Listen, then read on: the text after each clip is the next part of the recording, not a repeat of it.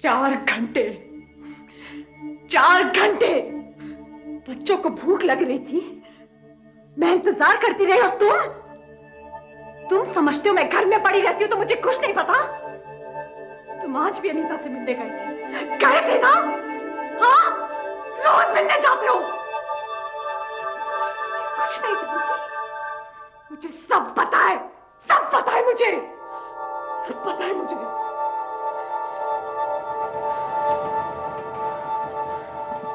तुम्हें कुछ और बताना।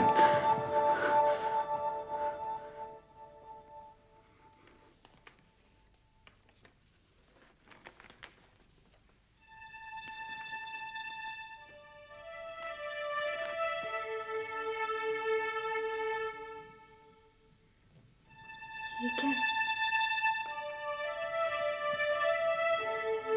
उर्दू? निकाह नाम। मैंने इस्लाम कबूल करके अनीता से शादी कर।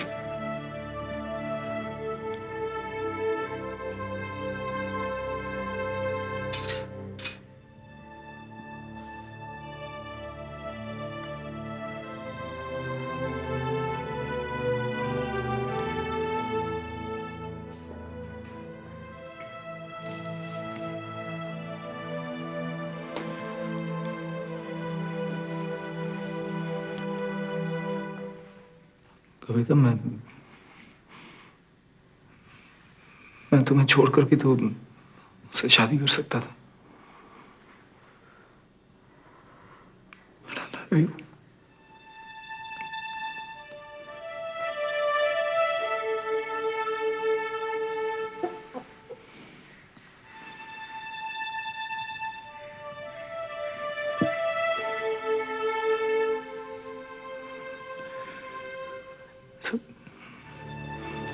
सब ठीक हो जाएगा कविता।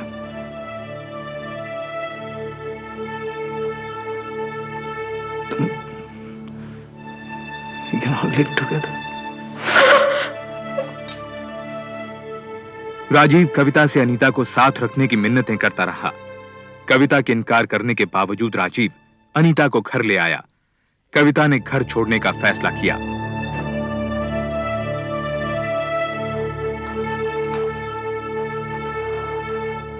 मम्मा, प्लीज।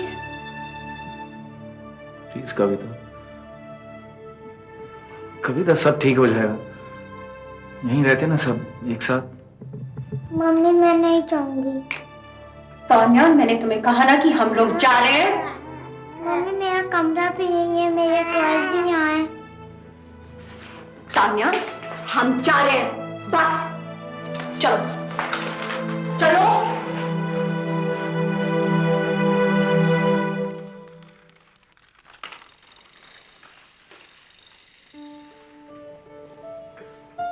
कविता उसी बरसाती में लौट आई जो उसके पिता उसके नाम कर गए थे। अनीता फिर तान्या के स्कूल में पढ़ाने लगी। कविता फिक्स डिपॉजिट से मिलने वाले ब्याज पर गुजर करने लगी जो उसके और राजीव के नाम था। अब 2-3 दिन में एक आध बार राजीव शाम बिताने उसके पास आता था, लेकिन ज्यादातर वक्त वो अनीता के साथ ही गुजारता था।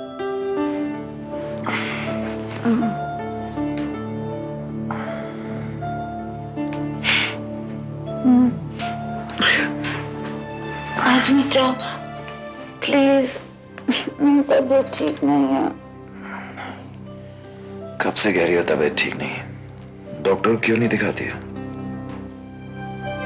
मुझे डॉक्टर की नहीं, तुम्हारी जरूरत है।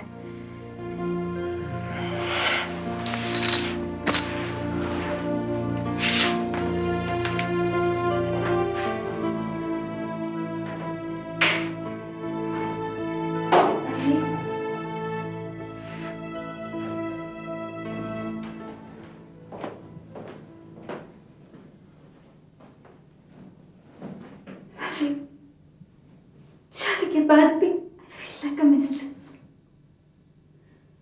तुम्हारे लिए घर नहीं, तुम्हारा घर वही है जहाँ तुम्हारे बच्चे हैं। ऐसा क्यों बोलती हो अनीता? नहीं था, सब कुछ तो है तुम्हारे पास। कविता बेचारी के पास तो कुछ भी नहीं है। बेचारी कविता, हाँ बेचारी, क्या है मेरे पास? ये घर जो उसका है, ये फर्नीचर, ये सामान, यहां तक कि वो बिस्तर भी उसका है। और तुम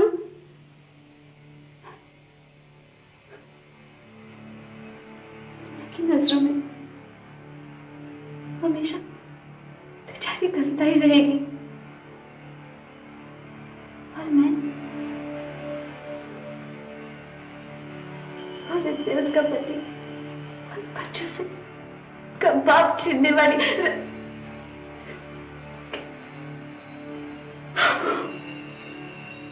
राजे, तुमने कभी ये सोचा है कि शादी के बाद मुझ पर क्या गुजर रही है? शादी की जिद तुमने की थी।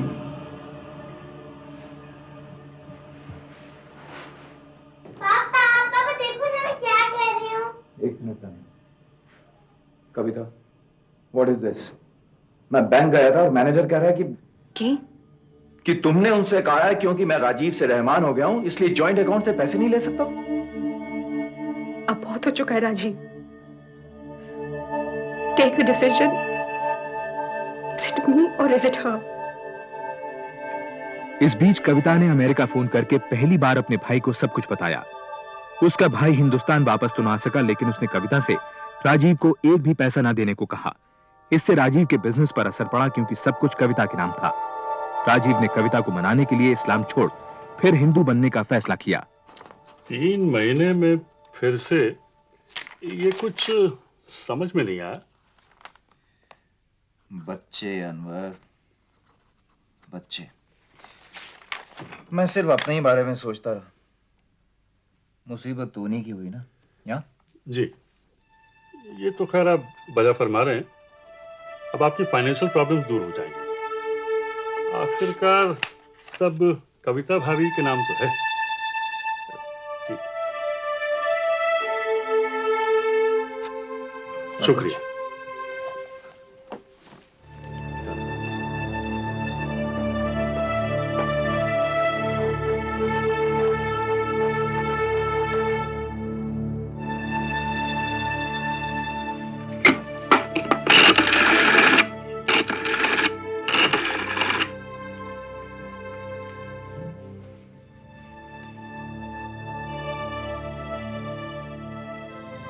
कविता, मैंने वापस लौटने का फैसला कर लिया।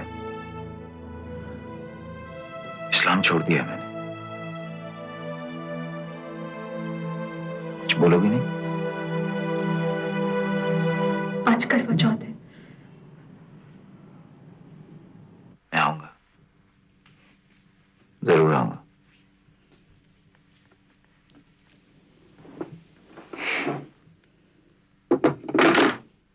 मैं आज डॉक्टर के पास गई थी। I am 2 months pregnant.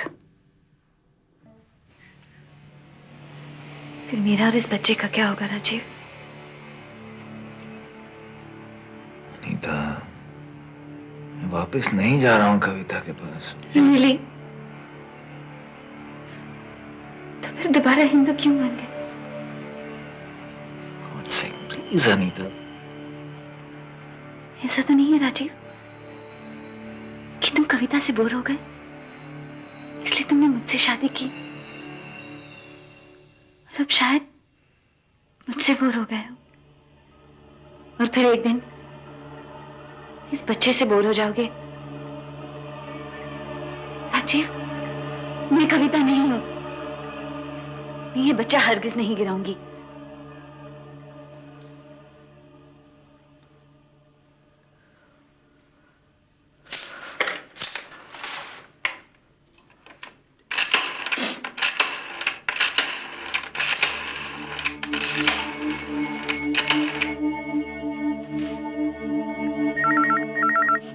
Hello, Rajiv है वहां?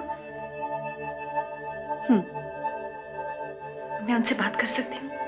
वो इस वक्त मेरे साथ बिजी है, मेरे लिए फल काट रहे हैं और बिजी ही रहेंगे। ये मेरी पहली करवा चौथ है ना। पता है, हम बहुत खुश हैं। डॉक्टर ने कहा है मैं मां बनने वाली हूँ। पागल हो ये तुम?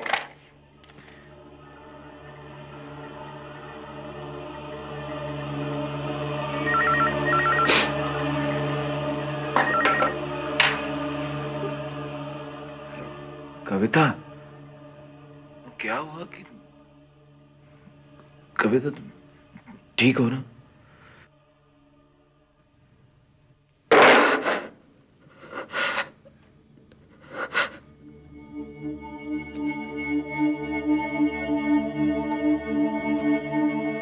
अगले 4 महीने राजीव कविता से मिलने बिल्कुल नहीं आया।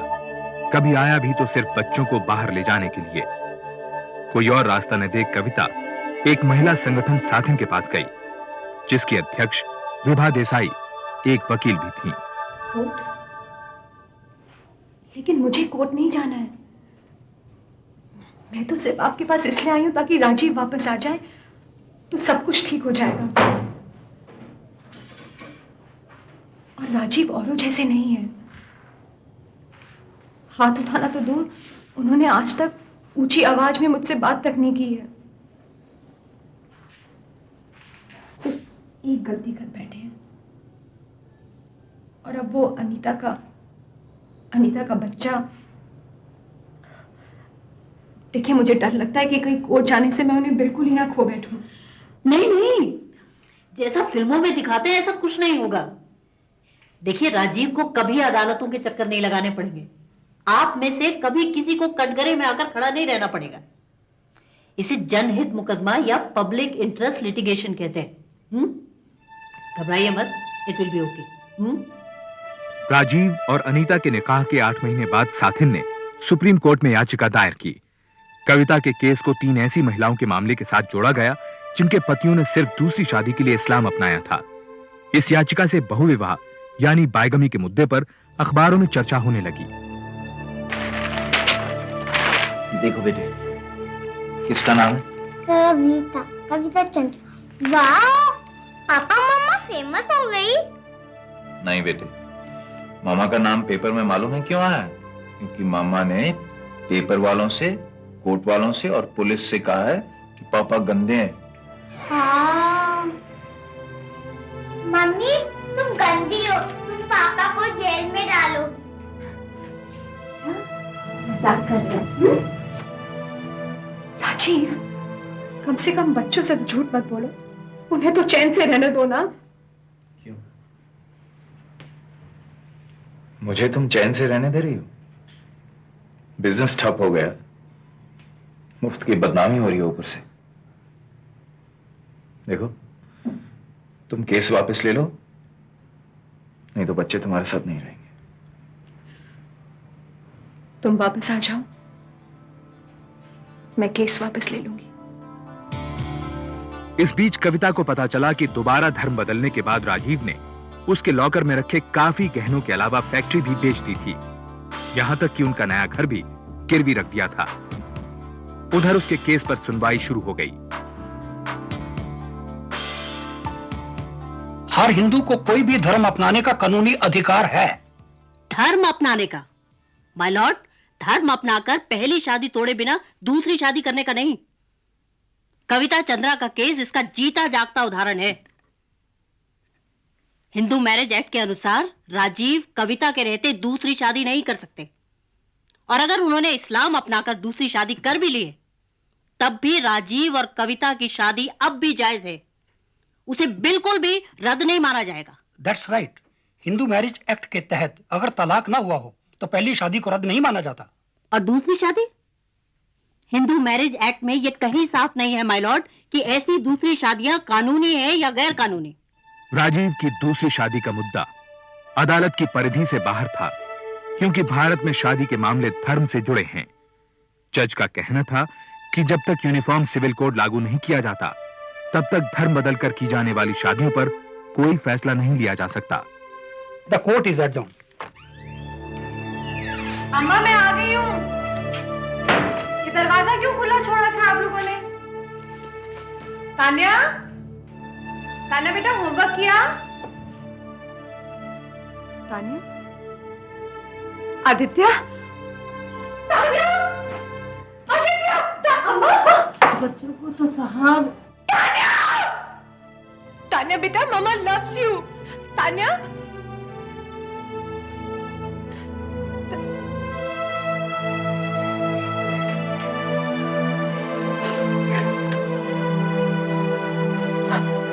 देखो राजी, तान्या को, तान्या मामा लव्स यू बेटा, चलो ना घर।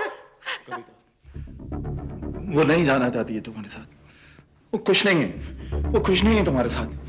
तुम ठीक से बच्चों को रख नहीं सकती। और राजी, राजी मैं उसकी माँ मैं उसकी। राजी प्लीज तान्या चलो ना। नहीं जाना चाहती। राजी को मत करो प्लीज। राजी, राजी नहीं करो प्लीज। राजी, तान्या मामा, तान्या। राजीव, अगर तुम कविता को तलाक नहीं दोगे तो मैं तुम्हें तलाक दे दूंगी।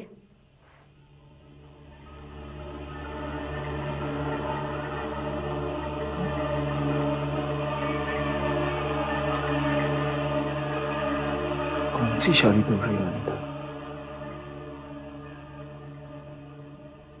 तुम्हारा निकाह तो रहमान के साथ हुआ था, फिर राजीव को तलाक कैसे दे सकती हो तुम? और मुझे छोड़ने के बाद तुम्हारा ये बच्चा क्या कहलाएगा मालूम है ना तुम्हें?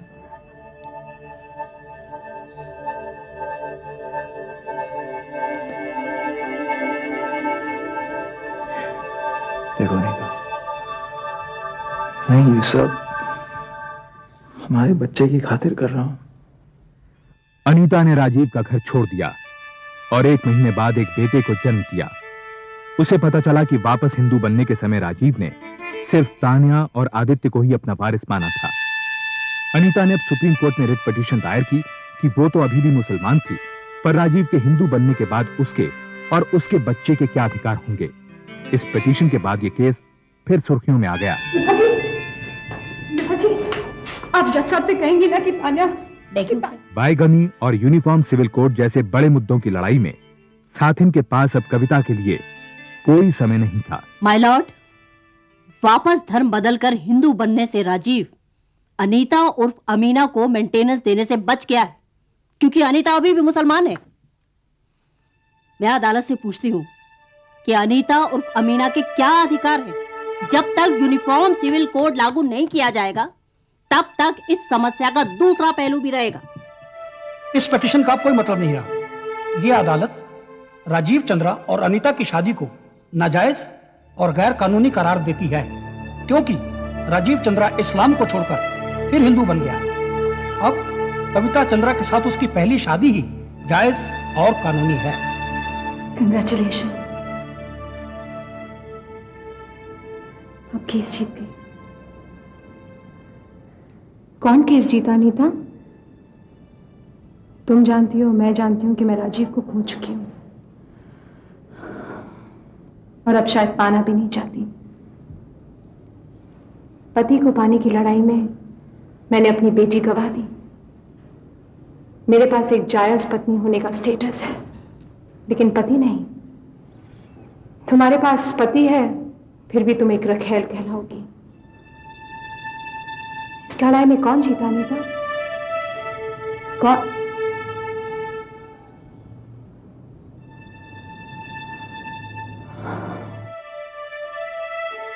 सुप्रीम कोर्ट ने यूनिफॉर्म सिविल कोड लागू करने के लिए सरकार को चिट्ठी भेजी, लेकिन इसका कोई नतीजा नहीं निकला।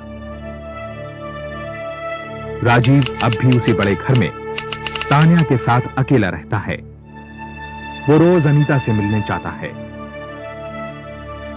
अनीता अपने बेटे के साथ एक अलग घर में रहती है। कविता उसी बरसाती में अपने बेटे आदित्य के साथ रहती है। राजीव उसे तान्या से मिलने तक नहीं देता। अपनी पहली कानूनी लड़ाई के कड़वे अनुभव के बाद कविता तलाक या तान्या की कस्टडी के लिए वापस अदालत नहीं जाना चाहती, लेकिन उसे भरोसा है कि एक दिन तान्या उसके पास जरूर लौटेगी।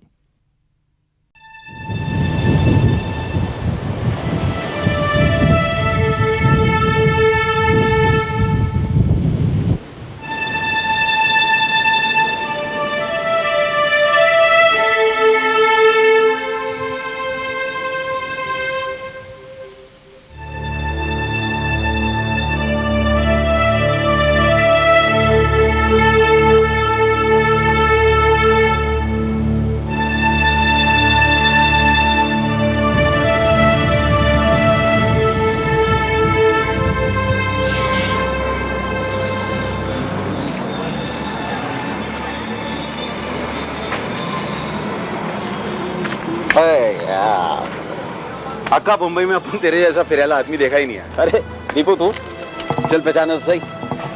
ये पढ़ने का ऐसा शौक अपन किसी को पालते देखा ही नहीं। साला कुछ भी मिल जाए बस फटा पुराना पेपर पढ़ने का। यार गांव में गरीबी के कारण पढ़ नहीं पाया और यहाँ रोजी रोटी का चक्कर। पढ़ गया होता तो यार कहीं ढंग की नौकरी कर रहा होता। अब ऐसे ही अपनी पढ़ने की भूख मिटा लेता हूँ यार। भेजे की भूख के साथ साथ कभी पेट की भूख का सोचा। अभी इधर किसी होटल में खाता है। बिल्कुल नहीं, मेरे घर चल, टॉप क्लास सब्जी रोटी खिलाऊंगा। यार पगार के दिन तो स्टाइल से खाने का यार, फिर बाकी दिन उधार मांग के खाने का है। अब चल। बचपन में ही गरीबी से तंग आकर प्रकाश गांव छोड़कर मुंबई भाग आया। शुरू में छोटे मोटे काम करने के बाद उसे एक पब्लिक सेक्टर कंपनी में कैजुअल लेबर का काम मिल गया। वहीं उसकी दोस्ती दीपू से हुई।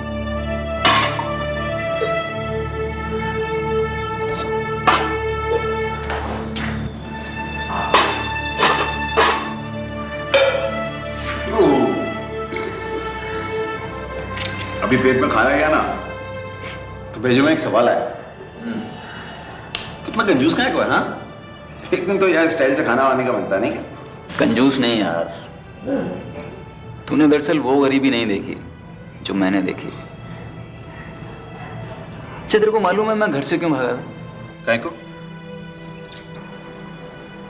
घर में 2 दिन से खाना नहीं बना था।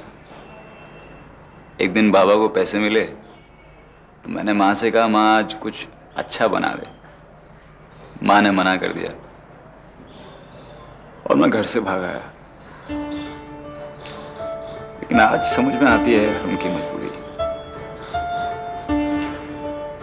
यार मैं नहीं चाहता कि मेरे बच्चे भी उस हालात में जिएं। तेरा भेजा फिर आ गया। हाँ? साला शादी हुआ नहीं, बच्चों का टेंशन पहले से। सही कह रहा है यार, मुझ जैसे मजदूर को कौन देगा लड़की अपनी। यही नहीं बोलने का बस। तू बोले ना तो कल तेरी खोली के बाहर 1000 लड़कियों का लाइन लगा देने का। यार फालतू बात मत कर। फालतू बात नहीं कर रहा अपन। और ये भी सच है कि जो लड़की तेरी लाइफ में होगी ना एकदम सॉलिड चकाचक गुड लक वाली सोने के माफी। क्या? अच्छा ये बता तू यहीं रहेगा या? तुझे दिखता है क्या अपन सोएगा इस गरीब की गोली में? हाँ अपन चला अपने ताजमहल। चल सुबह फैक्ट्री में मिलने का। उयूर उयूर।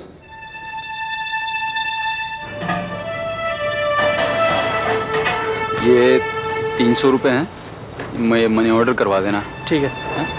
इस कंपनी में प्रकाश 5 साल से काम कर रहा था। उसे 8 घंटे काम की 30 रुपए दिहाड़ी मिलती थी। इसी में से पैसे बचाकर वो घर भेजता था। हालांकि घर छोड़ने के इतने साल बाद भी वो कभी गांव नहीं गया था, लेकिन जब से उसकी कमाई थोड़ी अच्छी हुई तब से वो अपने घर बाकायदा मनी ऑर्डर भेजने लगा। प्रकाश क्या है वो? पुरी साहब लाया तेरे को। पुरी साहब? हाँ जल्दी कर। जा जा जा। ये तू जरा। और सुन मैं भी आता उधर 5 मिनट में मिलने का।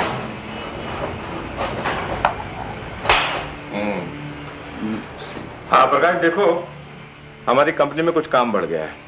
हम कुछ लोगों को कैजुअल लेबर से हटाकर परमानेंट कर रहे हैं। तुम्हारी रिपोर्ट अच्छी है और तुम मेहनती भी हो, लेकिन उससे पहले तुम्हारा मेडिकल चेकअप होगा।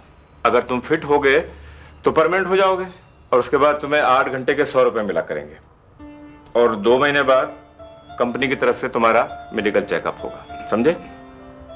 कंपनी के रूल्स के मुताबिक किसी को भी परमानेंट नौकरी देने से पहले उसकी मेडिकल जांच की जाती थी, ये देखने के लिए कि वो शारीरिक रूप से फिट है या नहीं।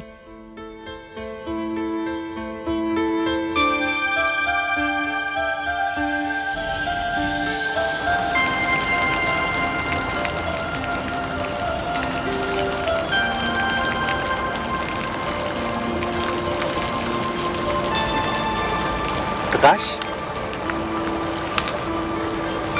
कोई लफड़ा हुआ क्या? यार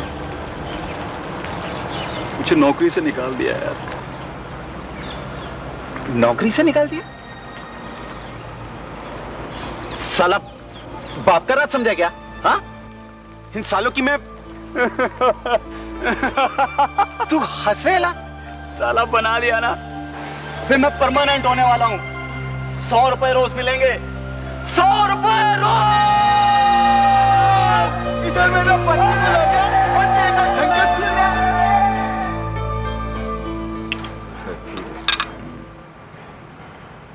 बस बस बस नहीं नहीं, बस पीले पीले नहीं नहीं, मेरे को दे। अभी लाइफ बन गया है तेरा।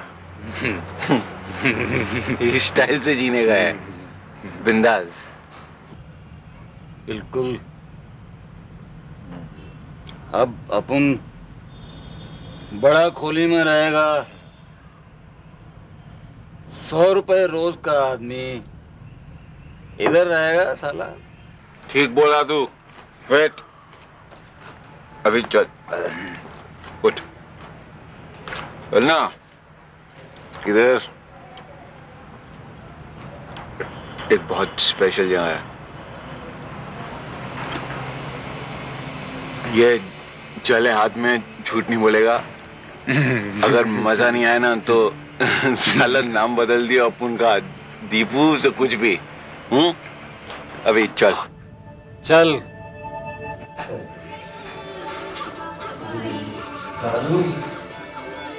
मेरी भाई बोला था मजा आएगा। आगे से मुझे यहाँ पे आने के लिए मत बोलो। ए शाले, जंगस नहीं क्या? उनके हाथ में आ बोल, तो मजा नहीं आएगा? हाँ, मजा नहीं आएगा तेरे को? नाटक क्यों कर रहा है? चल मेरे साथ ही चल रहेगा, आपको किसी नाले में मिलेगा। बच्चा नहीं समझ। ये प्रकाश माफी मांगता है ना यार, तू सब सोच ना। अभी दोबारा मत बोलिए। अच्छा ठीक है, बाप नहीं बोलेगा। काय तू खाली पीली यार। ये पढ़।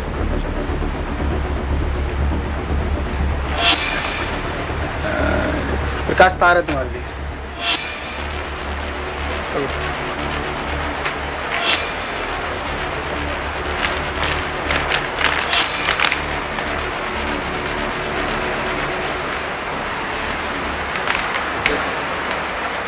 कोई लफड़ा है क्या?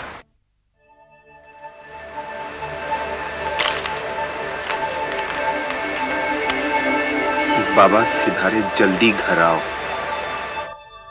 ये तार प्रकाश को घर बुलाने का सिर्फ बहाना था।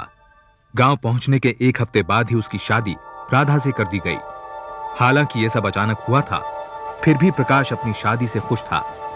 शादी के 10 दिन बाद वो राधा को साथ लेकर मुंबई आ गया। भाभी भाभी भाभी भाभी भाभी भाभी भाभी आओ आओ, तो तुम्हारे घर में निकले, आओ। अरे भैया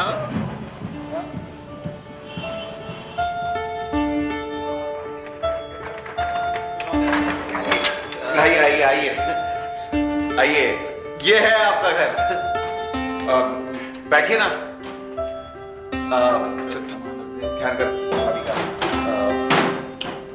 अब मैं चलता हूँ। हाँ, तू कहाँ जा रहा है? अपन को जरा एक जरूरी काम है, उससे जा। क्या यार, अभी तेरे को क्या काम आ गया? तेरी समझ में नहीं आएगा भाई। भाभी आप बैठिए, मैं भी आया।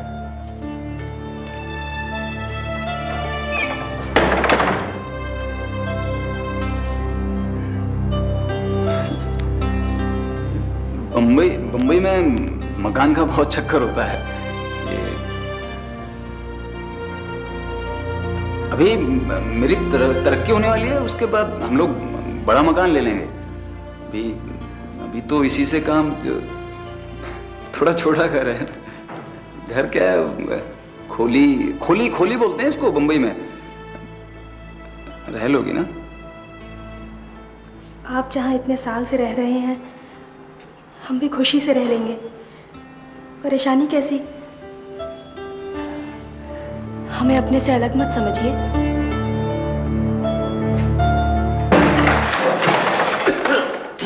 क्या अभी अभी क्यों आया तू इधर? अपन को तेरे से एक जरूरी काम है। यार अभी कौन सा जरूरी काम आ गया? अपन तेरे को सारा स्टोरी अभी समझाया था तो फिर दिखाएगा क्या? हाँ भाभी, वो अपन लोग अभी आता थोड़ी देर में। हाँ तू चल। क्या यार? चल ना।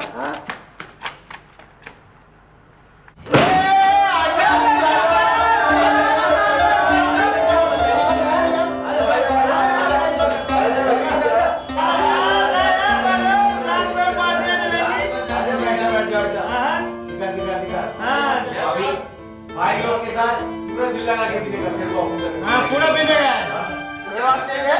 ये तो बैठो। भाभी वहां इंतजार कर रही होगी। भाई सुन लो इसकी, कहता है कि भाभी वहां पर इंतजार कर रही होगी। साली शादी हुई नहीं की, बीवी अंदर और दोस्त वहां।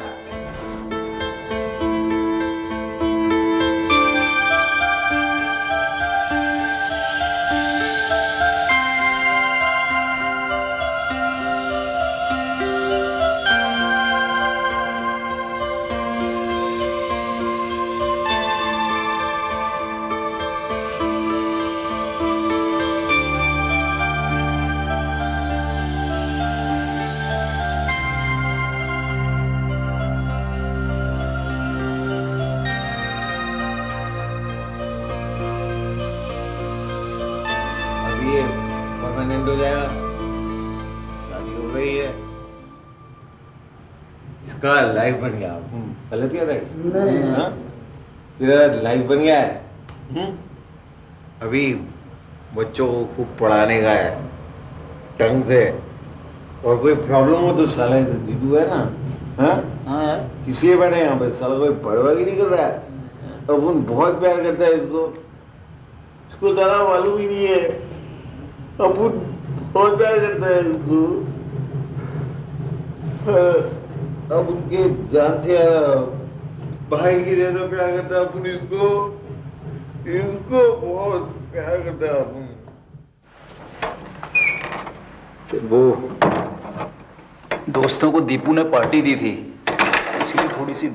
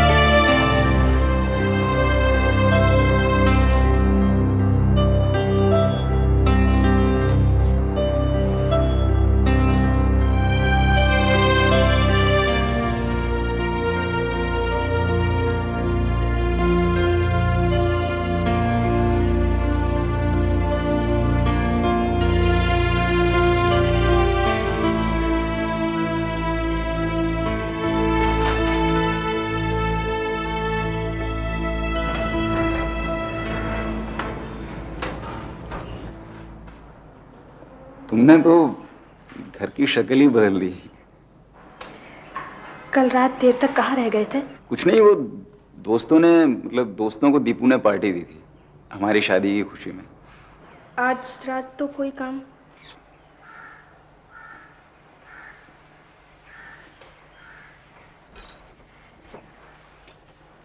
फैक्ट्री से सीधा घर चले आइएगा।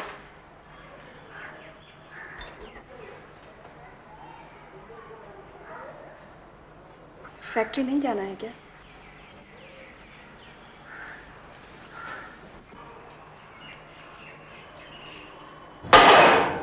क्या बात, रात कैसी कटी?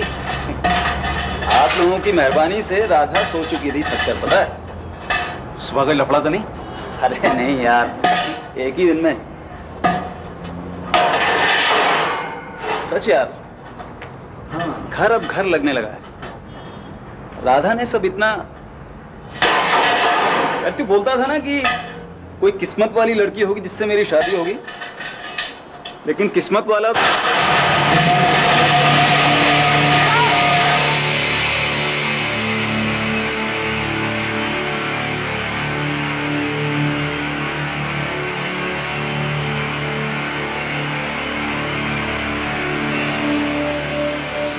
हे भगवान, आप ठीक तो है ना? चिंता की बात नहीं है। हमारे कदम पड़ते ही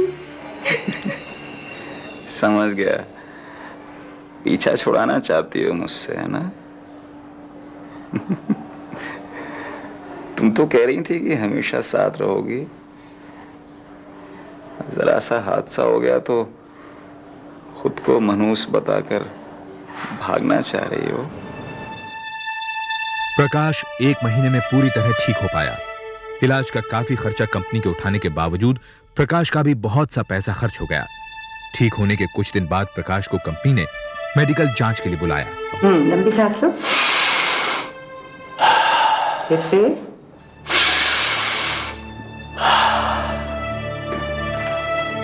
भूख वगैरह ठीक से लगती है? जी। और कसरत करते हो? जी। कोई दर्द, कोई और प्रॉब्लम? नहीं, नहीं तो। अच्छा,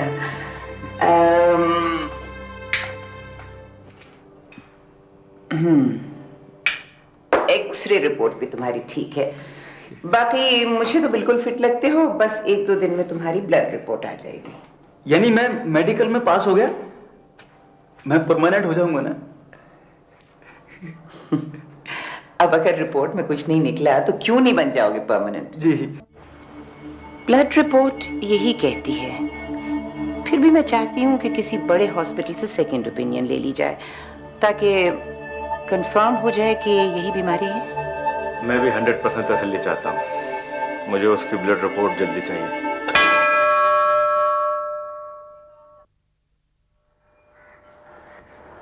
इतने बरसों की मेहनत के बाद अब फल मिलेगा। पक्की नौकरी की बात ही कुछ और होती है राधा। देखो ना, नौकरी छूटने का डर और ना कम तनख्वाह की परेशानी। अच्छा, ये परमानेंट नौकरी की पहली तनख्वाह पर तुम्हारा हक है। बोलो क्या लूं तुम्हारे लिए? अरे बोलो ना। प्रकाश, हाँ भाई, नमस्ते। दर्शन करना है मंदिर में। जी, वो राधा को मंदिर दिखाने लगा।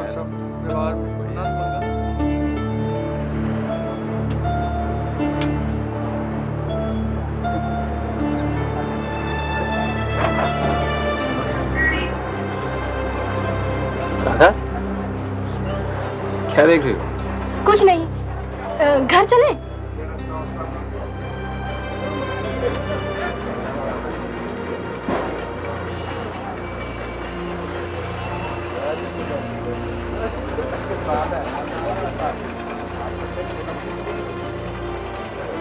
दूसरी ब्लड रिपोर्ट मिलने के बाद अब शक की कोई गुंजाइश नहीं। प्रकाश HIV पॉजिटिव है। यानी उसे एड्स है? तुमने सोचा नई पगार से क्या लेगा? हाँ, सोचा तो है। सबसे पहले राधा के लिए चांदी की चूड़ियां लूंगा। अरे मेरी जान। नहीं यार, वो बात नहीं है। उसे बहुत शौक है इन सब चीजों का। कहती नहीं है, लेकिन यार उस दिन दुकान के बाहर खड़े होकर कैसे देख रही है। और घर थोड़े ज्यादा पैसे भेजूंगा। शादी में काफी खर्चा होगा। और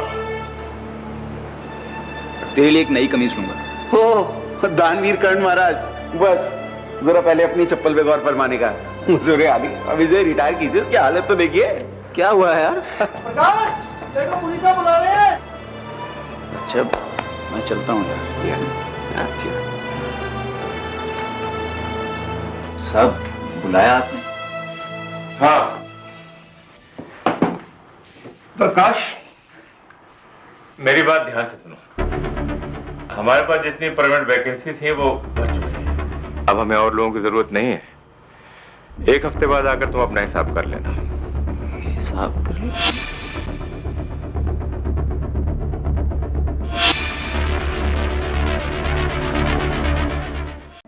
साहब परमानेंट नहीं करना तो मत करिए साहब, मैं जैसे काम कर रहा था। अब 5 साल हो गए साहब काम करते हुए, कभी तो कोई गलती हुई नहीं। ये अचानक से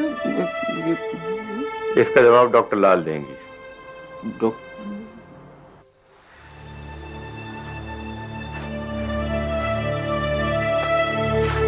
राजा, मेरा राजा परमानेंट हो गया साला। ये मुर्दों की माफिक मुंह क्यों लटका रखा है? यार नौकरी निकाल दिया मुझे यार। आज नहीं आएगा मैं तेरे झांसे में क्या? अब क्या होगा यार? सच बोल रहा है तू? लेकिन काय को निकाला वो तेरे को? कुछ बोला हो? बोला डॉक्टर लाल से पूछो। ये साला डॉक्टर लाल इस लफड़े में कहां से आ गया? देखो प्रकाश, मैं जो कुछ कह रही हूं इसे बहुत ध्यान से सुनो। तुम जो काम इस वक्त कर रहे हो उसके लिए तुम शारीरिक रूप से फिट हो, लेकिन तुम्हारे खून में एक वायरस यानी एक घातक बीमारी पैदा करने वाला कीटाणु समझ लो मिला है।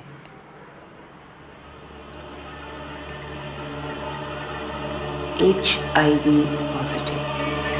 समझते हो इसका मतलब? कि एक ऐसा वायरस है जो शरीर की बीमारियों से लड़ने की शक्ति को धीरे धीरे खत्म कर देता है और आदमी एक घातक बीमारी का शिकार हो जाता है जिसे हम लोग एड्स कहते हैं। लेकिन तुम्हारे खून में ये वायरस होने का ये मतलब नहीं है कि तुम्हें एड्स है। उसके उभरने में तो 10 से 15 साल लग सकते हैं प्रकाश, और इस दरमियान तुम अपनी जिंदगी को बिल्कुल नॉर्मल ढंग से बिता सकते हो। तुम अपने काम को आराम से कर सकते हो। तुम कहीं ऐसी वैसी जगह तो नहीं जाते? प्रकाश शादीशुदा है डॉक्टर साहब। ओह, फिर मैं चाहूंगी प्रकाश कि तुम अपनी बीवी के खून की जांच भी करवा लो। इससे तुम्हारे काम काज पर तो नहीं, लेकिन तुम्हारी शादीशुदा जिंदगी पर असर पड़ेगा।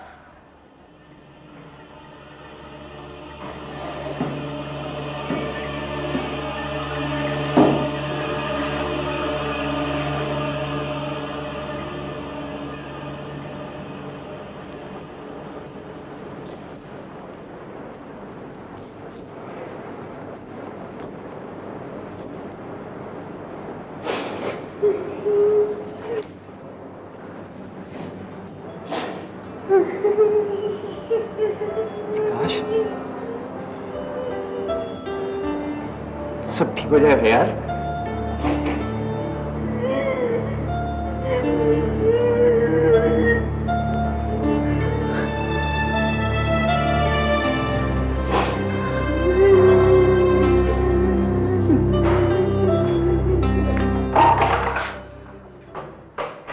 प्रकाश के पेट पर लात मार के खुश हो आप? पेट पे लात? जैसे कुछ मालूम ही नहीं आपको। अगर काम पर कोई फर्क नहीं पड़ता था तो प्रकाश की बीमारी की बात पूरी साहब को बताने की क्या जरूरत थी? वो मेरी ड्यूटी थी दीपू।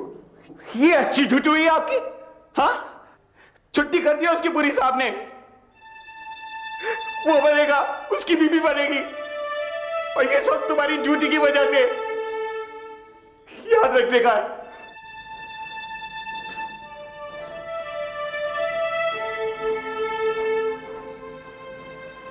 क्या हुआ?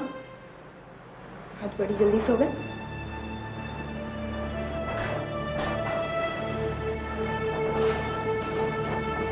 बहुत काम था आज। थक गए हो तो सर दबा दूं? सो गए?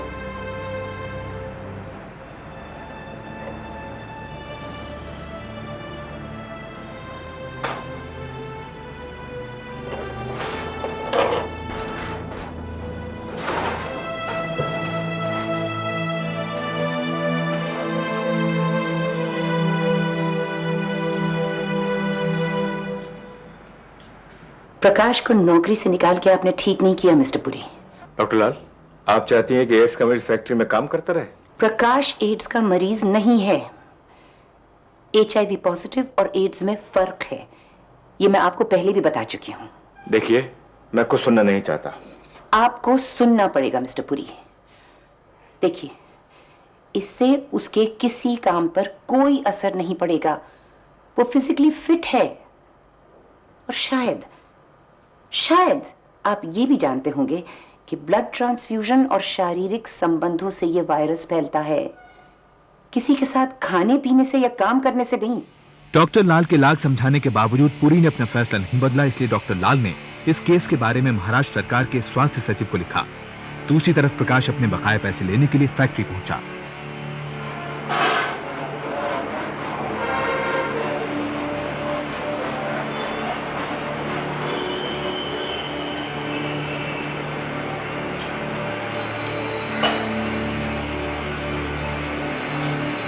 क्या हाल है मोहन?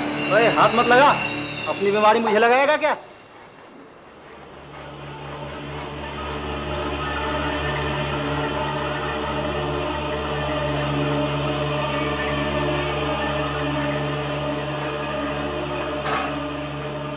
प्रकाश, प्रकाश,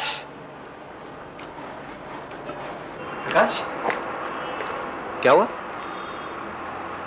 कुछ नहीं यार, पैसे लेने आया था, लेकिन यहाँ पे सब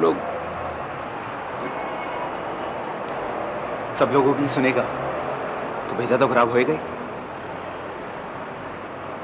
यार दीपू, तुझे डर नहीं लगता? मुझसे बीमारी तुझे।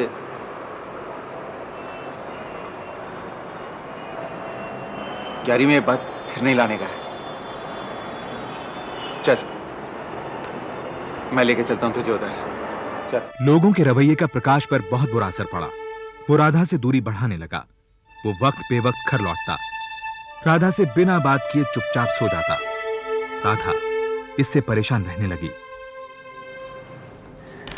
न टाइम पर आते हैं, ना ही कुछ खाते हैं। आजकल तो हमसे बात भी नहीं करते वो नौकरी पक्की नहीं हुई ना उसकी, पगार नहीं बढ़ी, उसी लफड़े में परेशान।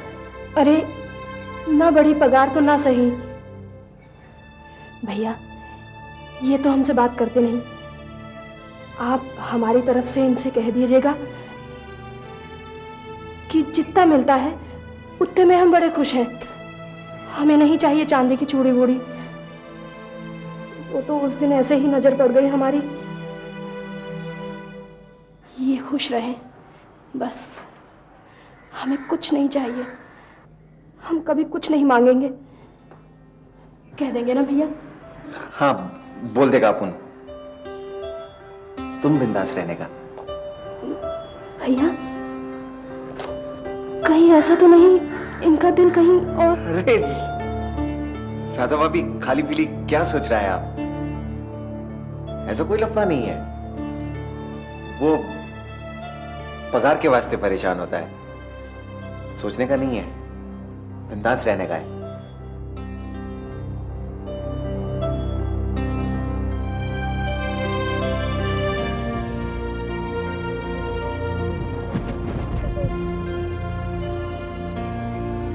मैंने किसी का क्या बिगाड़ा था?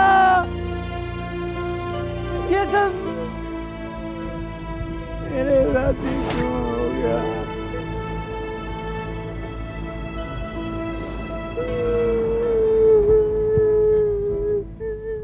मिस्टर गोड बोले, मुझे लगता है कि प्रकाश की परेशानियों की जिम्मेदार मैं भी हूं, इसलिए मेरी आपसे पर्सनल रिक्वेस्ट है कि आप ये केस लड़ें। आप बिल्कुल फिक्र ना करें डॉक्टर लाल, मेरी हेल्थ सेक्रेटरी से बात हो चुकी है and I will definitely file this case.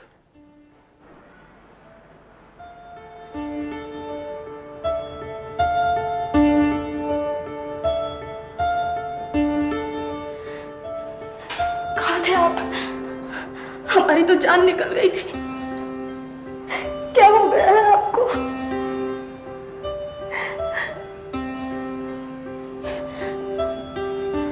मुझे तुमसे कुछ कहना है। कोई जरूरत नहीं है, हमें देखो भैया ने सब बता दिया।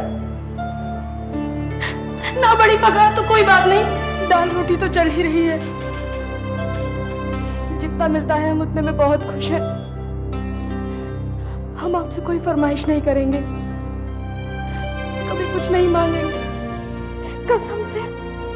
मुझे नौकरी से निकाल दिया है, मेरे पास कोई काम नहीं है। भगवान, क्यों क्यों निकाल दिया? मुझे एक खतरनाक बीमारी है, ये शायद तुम समझ नहीं पाओगी, लेकिन मैं तुम्हें कोई सुख नहीं दे पाऊंगा। हो सकता है कि ये बीमारी मुझसे तुम्हें लग जाए, या लग गई होगी शायद। राधा, तुम कभी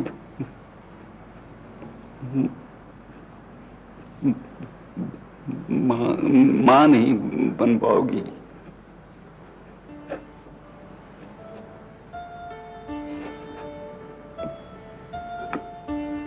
तुम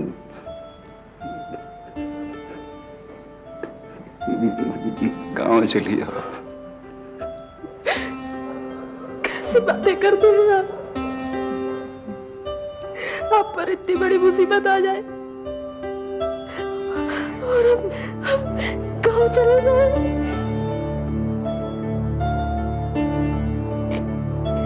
क्या हम सब सुख के साथी हैं, दुख के नहीं? हमें कुछ नहीं चाहिए। प्रकाश को एक तरफ राधा ने संभाला, दूसरी तरफ डॉक्टर लाल दीपू को लेकर प्रकाश के घर उसके केस को अदालत तक ले जाने के लिए पहुंची। जिस बीमारी की वजह से मुझे नौकरी से निकाल दिया और लोगों को पता चलेगा तो मेरा तो जीना और मुश्किल हो जाएगा।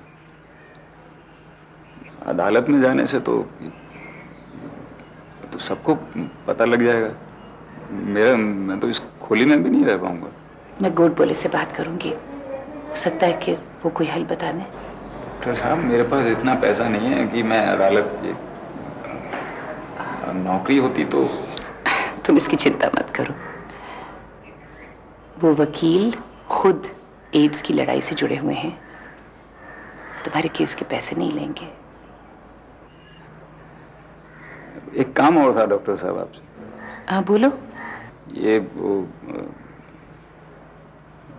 राधा की भी जांच, मतलब कहीं उसको वो। हाँ ठीक है।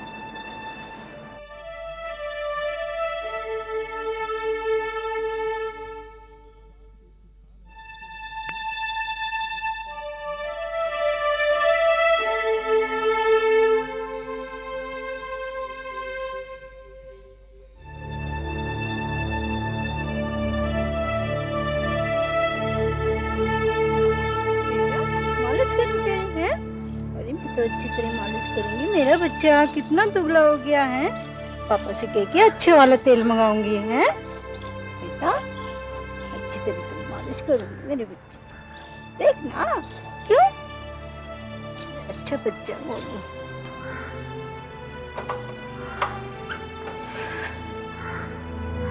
प्रकाश अब ज्यादा वक्त घर में गुजारने लगा। बीमारी के डर की वजह से उसे बुरे बुरे ख्याल आने लगे। ऐसे में राधा ने उसे हिम्मत बंधाई।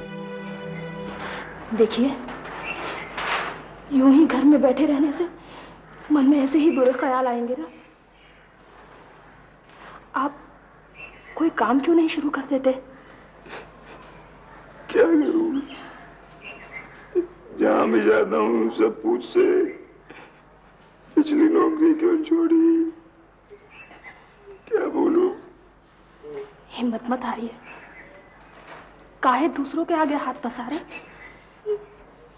हम कोई अपना काम भी तो शुरू कर सकते हैं। राधा की बात से उत्साहित होकर प्रकाश ने इधर उधर कोशिश की। आखिरकार उसे ऑटो रिक्शा चलाने का काम मिल गया। उसने ऑटो चलाना सीखना शुरू कर दिया। उधर राधा ने किराए पर सिलाई मशीन ली और वो आस पड़ोस के कपड़े सिलने लगी। इस बीच एडवोकेट गोडबोले ने HIV स्टेटस के कारण प्रकाश को नौकरी से निकाले जाने के खिलाफ मुंबई हाई कोर्ट में पिटीशन दाखिल की। एड्स को लेकर फैली गलतफहमियों को ध्यान में रखते हुए भारतीय कानून के इतिहास में पहली बार अदालत ने व्यक्ति और संस्था का नाम छिपाने की अनुमति दी। ये मुकदमा MX वर्सेस NY के रूप में पेश हुआ। माय लॉर्ड, मेरे मुवक्किल को मेडिकल ग्राउंड्स पर नौकरी से निकालना सरासर गलत है। किसी को नौकरी पर रखने या बने रहने के लिए मेडिकल फिटनेस के रूल का क्या मतलब है? यही देखना कि वो व्यक्ति अपना काम करने के लिए पूरी तरह मेडिकली फिट है, उसकी वजह से कंपनी के जानो माल को कोई नुकसान नहीं है और उसे ऐसी कोई छूत की बीमारी नहीं है कि जो फैक्ट्री के दूसरे वर्कर्स को लग सके। पिटिशनर को एड्स है माय लॉर्ड। माय लॉर्ड, मेरे मुवक्किल को एड्स नहीं है, वो सिर्फ HIV पॉजिटिव है और अब तक की साइंटिफिक रिसर्च से यह बात साबित हो चुकी है कि यह वायरस सिर्फ शारीरिक संबंधों से या किसी को खून देने से ही फैल सकता है, साथ उठने बैठने, खाने पीने और काम करने से नहीं। लेकिन माय लॉर्ड, अगर पिटिशनर का खून जरा सा भी गलती से किसी मजदूर के घाव पर लग जाए तो वो भी इस बीमारी का शिकार हो सकता है। माय लॉर्ड, इस तबके के लोग ऐसी वैसी जगह पर जाते रहते हैं और इनकी वजह से हजारों लोगों की जान को खतरा है। माय लॉर्ड, यहां मुद्दा यह नहीं है कि मेरे मुवक्किल को यह बीमारी कैसे हुई। यहां मुद्दा यह है कि क्या HIV स्टेटस के बिना पर किसी के मौलिक अधिकार उससे छीना जा सकते हैं। ये केस अखबारों पर छा गया। क्या HIV मरीजों को अकेलेपन और निराशा के अंधकार में धकेल देना चाहिए? ऐसे कई सवाल और एड्स पर बहस जोर पकड़ने लगी। इसी दौरान राधा की ब्लड रिपोर्ट भी आ गई। सब ठीक है, उस तक कोई इन्फेक्शन नहीं पहुंचा है।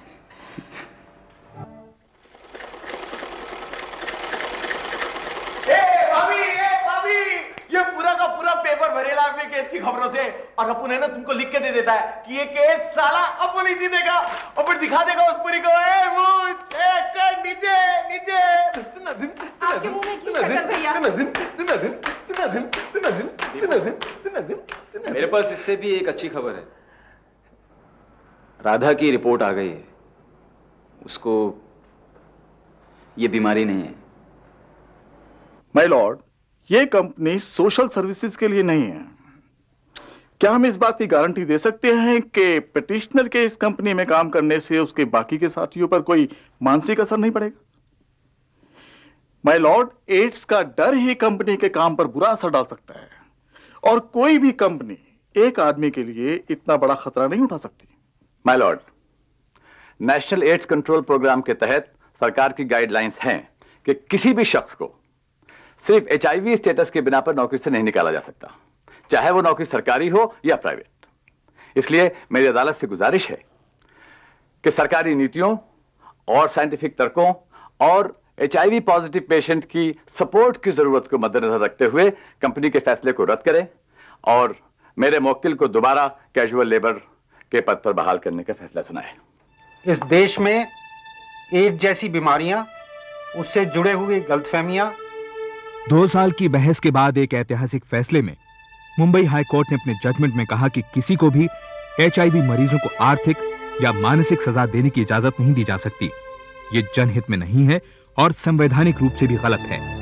प्रकाश की मेडिकल रिपोर्ट के मद्देनजर कोर्ट ने कंपनी को उसे दोबारा नौकरी पर रखने का आदेश दिया। दीपू, ये खुशी की खबर तू ही सुनाता अपनी भाभी को तो अच्छा। तू पागल है यार? इस पल पर, इस खुशी पर सिर्फ तुम दोनों का हक बनता है। जा जा, चलता है।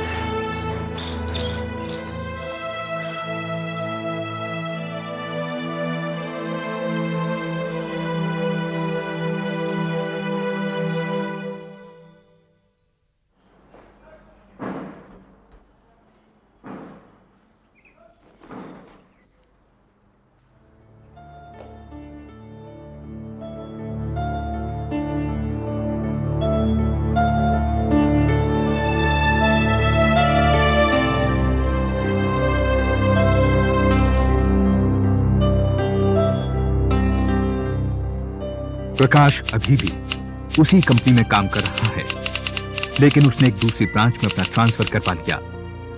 अभी तक उसमें एड्स के सिम्टम्स नजर नहीं आए हैं।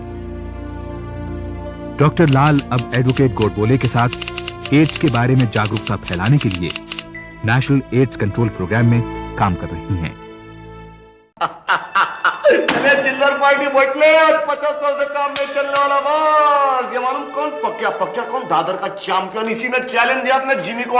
पकड़ पक्का रेड बुल, एक का 8 और जिम्मी का एक का 2 दोस्त। ले 100 रुपए पक्के पे। आज शपथ 100 लगाएगा, 800 लेके जाएगा तू। आजकल तेरे तारे सॉलिड चल रहे ला। नवीन सावंत, उम्र 27 साल, शादीशुदा, शिक्षित, तेज तर्रार बेरोजगार, जिसे हमेशा आसान रास्ते से पैसे कमाने की होड़ लगी रहती थी। ए चले शकिया, रसीद फाड़ के दे इसको, बाद में नाटक नहीं मांगता इसका देना। देता है ना तू भी झपटता कहीं कोई मेरे ऊपर यार है? अशोक पाटिल, उम्र 22 साल, शिक्षित, बेरोजगार, जो हमेशा नवीन सावंत के पैसे बनाने के षड्यंत्र में शामिल रहता था। क्या यार तू भी ये ले।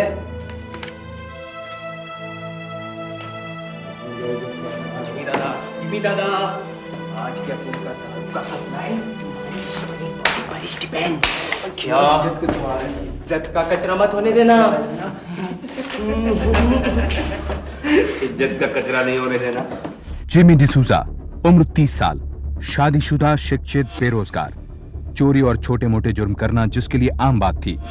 अशोक और नवीन के साथ मिलकर जिमी उस तिकड़ी को पूरा करता था। तेरा इज्जत है, मेरा तो कुछ नहीं है। अपन तो यहाँ हारने के लिए बैठा है। रेडी? चलो भाई लोग, कौन बोल रहा है? 1 2 3 भाई बोलेगा तो बोल ना भाई। पंडिता का मुहूर्त निकालने वाला है क्या? अच्छा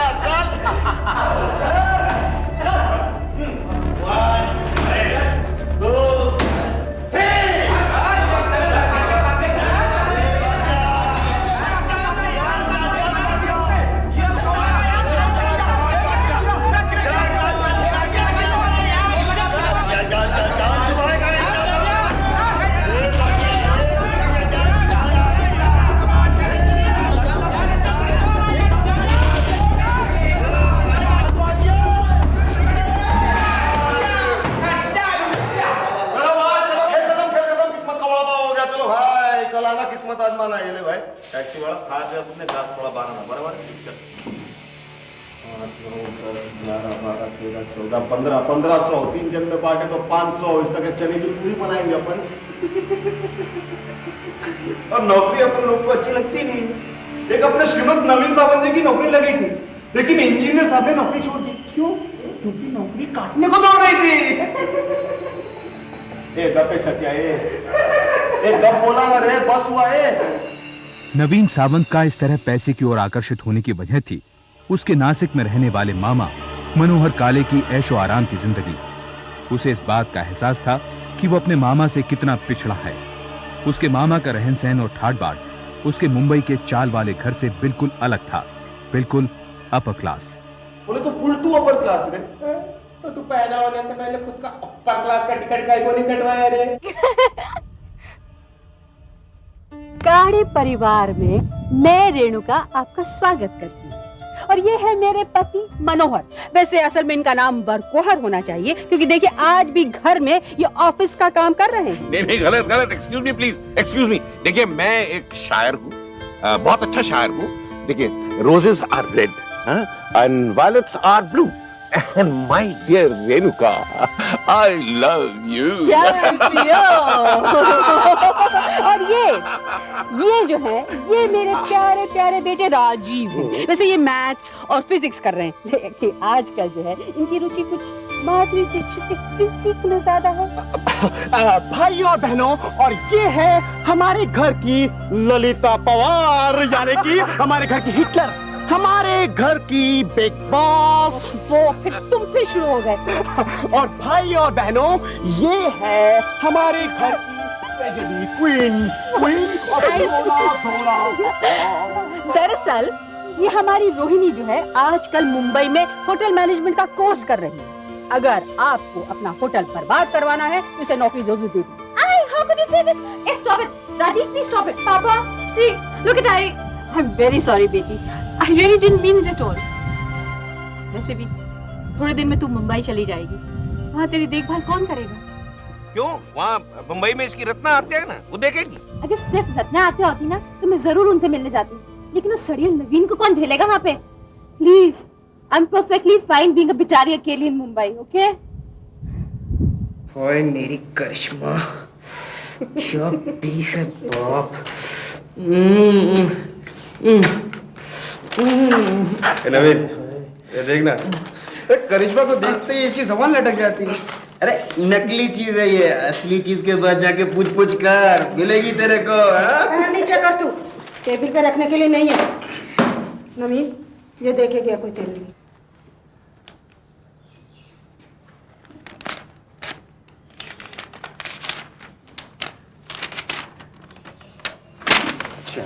आएगा कैसा कर सकते वो लोग साले। क्या हुआ, क्या बोलना? क्या हो गया? कैसी चिट्ठी है?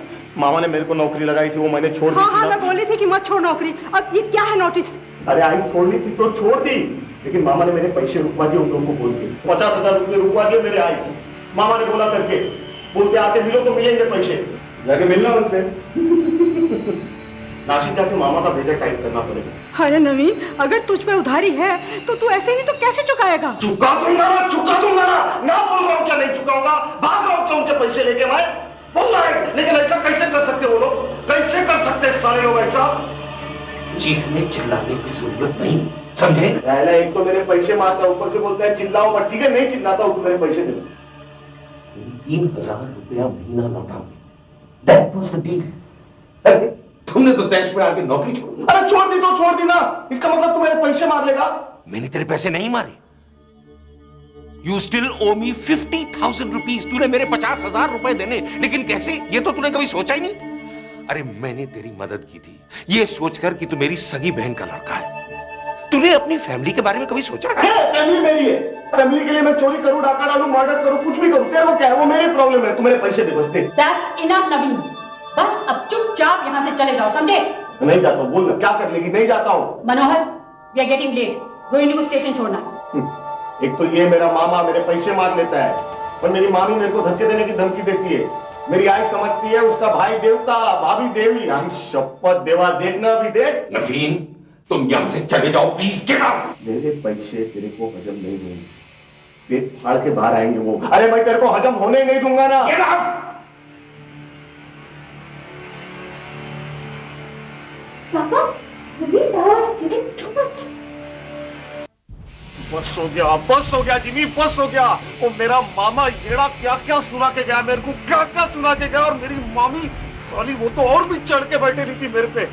उस टाइम में जिमी मैं कसम से कुछ भी कर डालता, कुछ भी। ठीक है ना? बरोबर बोलता है तू। साला जो पियोन होता है ना, वो भी अपन लोग से जास्ती कमा लेता है। अगर ऐसे ही चलेगा तो अपना पूरा लाइफ वेस्ट है। तू कुछ करना, कुछ आइडिया देना तू। अपन लोगों को ना बैंक पे हाथ मारना चाहिए। हाथ मार ले? ऐसा कैसे हाथ मार ले? इतना इजी होता ना बाप, तो हर कोई बैंक लूट रहा होता ना। ए, ज्यादा गिटपिट मत कर। बोल बोल, अपने को कोई छोटा जगह मांगता है, जैसे नासिक। एक तो मैं उधर के लोगों को जानता है, ऊपर से उधर फैक्ट्री विक्ट्री, मतलब पैसा ज्यादा, बैंक छोटा, 4-5 स्टाफ लोग। दे बैग देना।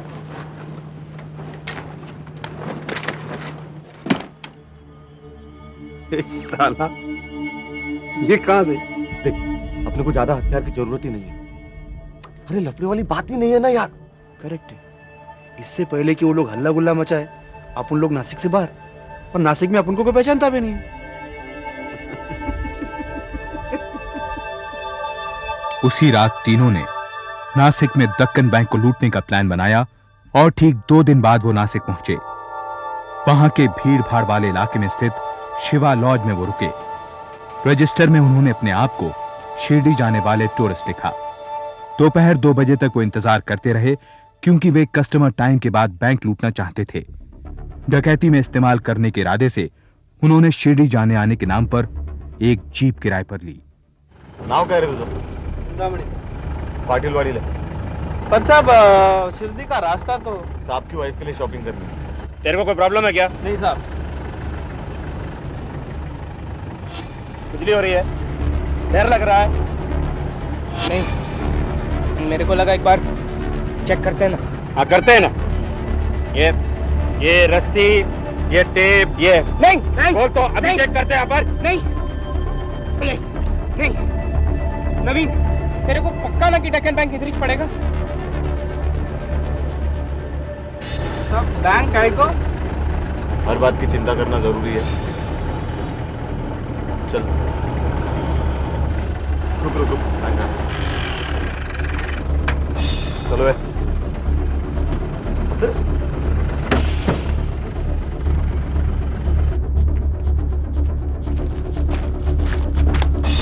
अरे ये तो बंद है रे। Monday to Thursday 9:30 AM to 5 PM, Friday 9:30 AM to 2 PM, Saturday Sunday closed. Monday को आते? अबे मंडे को कस्टमर ज्यादा रहेंगे और इधर ज्यादा दिन रहेंगे तो लोग अपने को पहचानने लगेंगे यार। अरे पब्लिक से पहले चिंता की चिंता कर। बरोबर है। अभी मेरे को होटल में रहना भी टेंशन लग रहा है।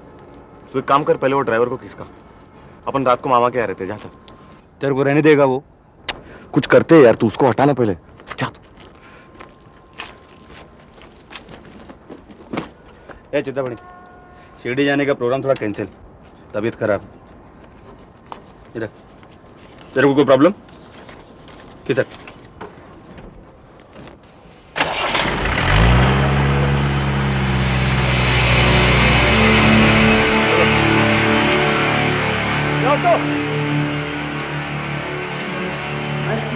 के नोट्स नहीं दिए ना तो तू देखना। क्या मतलब?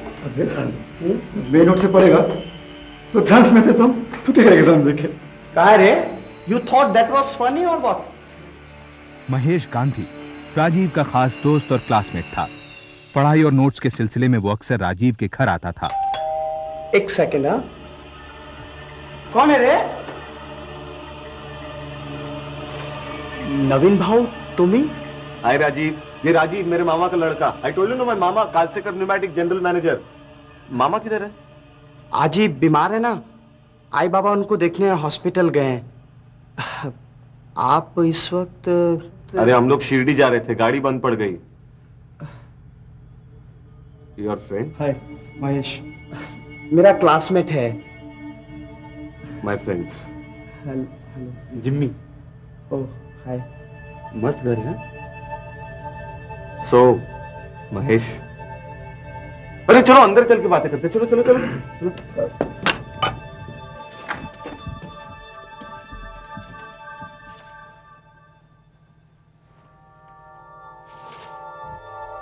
महेश 5-10 मिनट बाद चला गया।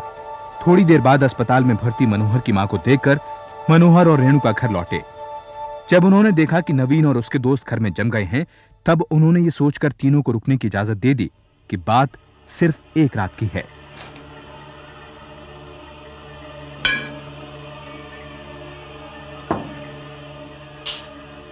वो राजीव कह रहा था कि रोहिणी होटल मैनेजमेंट का कोर्स कर रही है मुंबई में।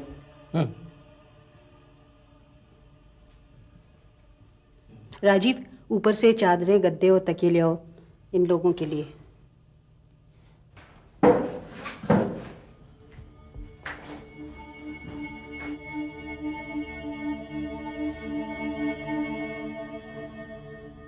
मुंबई में कोई प्रॉब्लम होगी तो मैं हूं। आई भी है ना? नहीं, मैं उसको बोलूंगा। नवीन, शिरडी जा रहे हो तो अपनी आजी के लिए दुआ करना, और यहाँ हो तो थोड़ा समय निकाल कर क्लिनिक भी हो आना। तबीयत के बारे में पूछ लोगे तो तुम्हारी इज्जत घट नहीं जाएगी। तेरी आई को भी कहना, आजी याद कर रही थी, पूछ रही थी उसके बारे में। बोल दूंगा।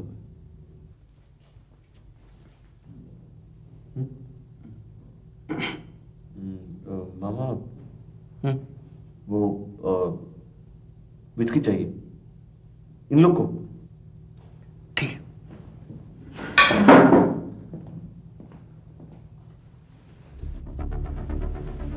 दिस इज द लिमिट मनोहर। अब ये लोग यहाँ बैठकर दारू भी पियेंगे? अरे एक रात की बात तो है, रहने दो ना, भूल जाओ। खाना खाने के कुछ ही देर बाद मनोहर और रेणुका अपने बेडरूम में सोने चले गए। राजीव अपने कमरे में देर रात तक पढ़ाई करता रहा। उधर ग्राउंड फ्लोर पर नवीन, अशोक और जिमी की रात भी मनोहर की विस्की के साथ शुरू हुई।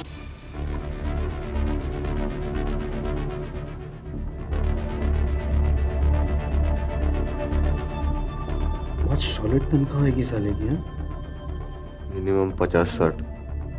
घर में माल बहुत लगता है मेरे को। नवीन, एक बात बोलो, माइंड तो नहीं करेगा? ये माल तो तेरी मामी भी लगती है। रियली बोलता है, ब्लैक एंड व्हाइट में एकदम पीस लगती है। तूने तो पहले भी देखा होगा, हैं? जब तू छोटा था तेरा चेहरा बताता है।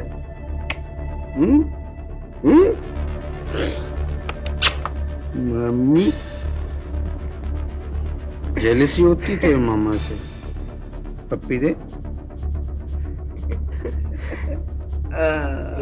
धीरे, इसका मुंह टपकेगा। नवीन, तू बोल तो तेरी इंसल्ट का बदला अभी लेते हैं। यार वो बैंक का लफड़ा हो गया, वरना इसके पैसे की गर्मी आज ही उतार डालता मैं। वैसे माल तो इधर भी बैंक से कम नहीं लगता है बाप।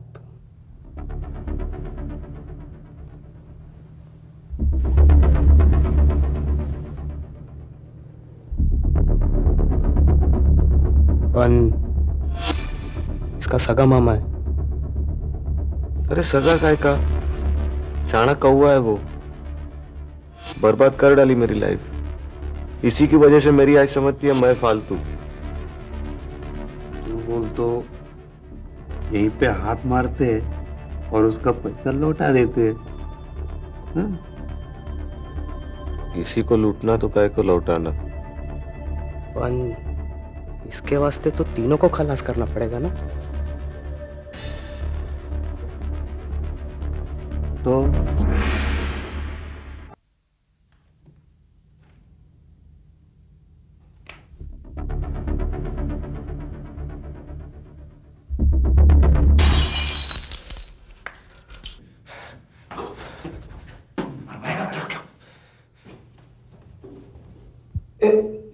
नवीन भाई काय करता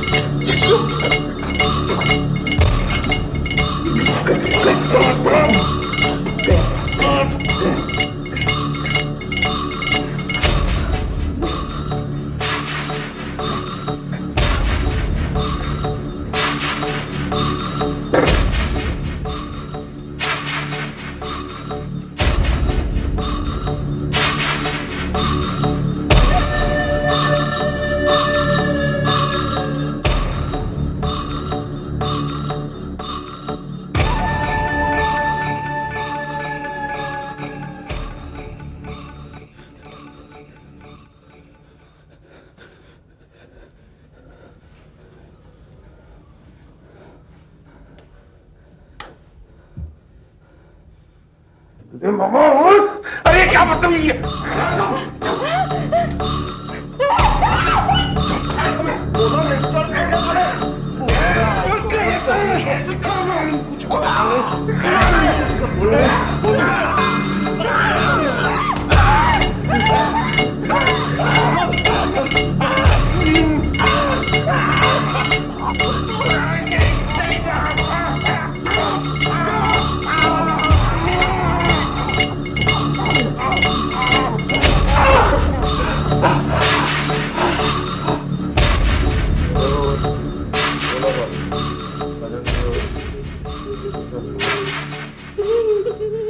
फालतू नहीं बोलने का, बोला ना। आंटी जवान निकलेगी तो तेरे को भी राजीव की माफिक ऊपर पहुंचा देगा ना।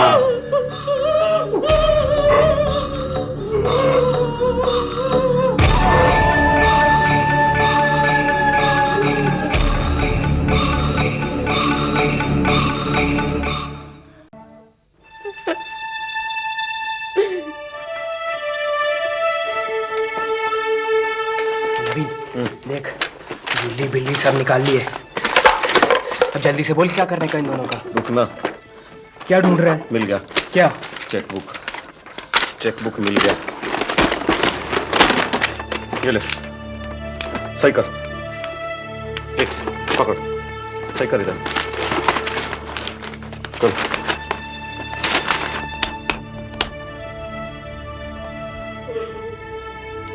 एक और। इस पे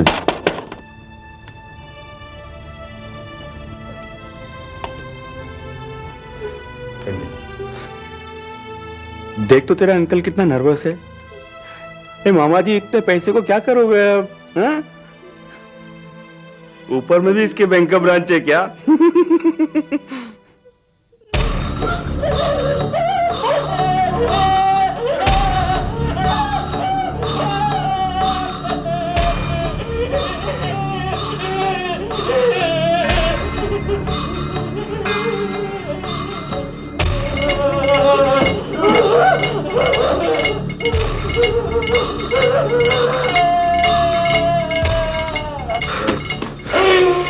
नवीन, तू और शकिया दोनों जाके बॉडी को संभालो, मैं अब भी आता हूँ।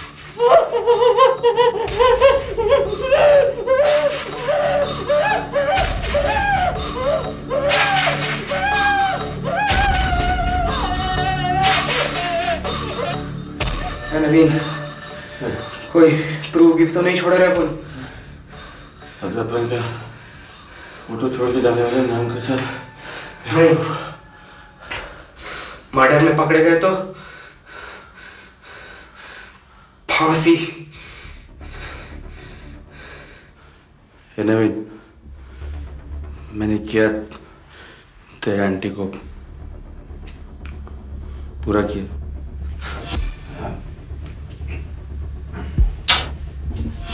क्यों बढ़ा रहा है यार तू? तू क्या जिंदा है?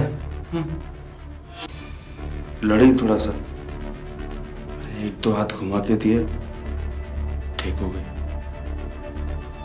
अभी उसी को मारेंगे, क्या फर्क पड़ता है? रेप मर्डर हुआ ना, चल तेरे वास्ते जिंदा रखा उसको। मेरे को?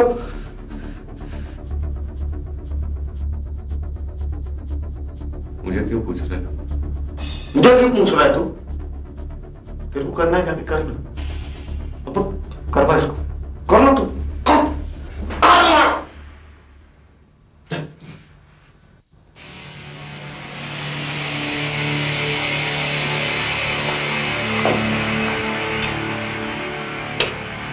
ज्यादा सोच मत, देख पड़ी है तेरे इंतजार में, मैं और नवीन नीचे हैं, मजे कर।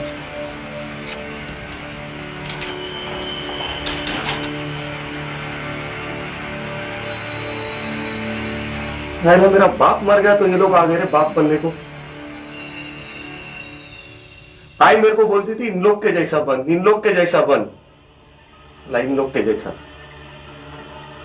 ये लोग आई को बोलते थे नवीन कुछ करता नहीं है, कुछ करता नहीं है। किया ना मैंने।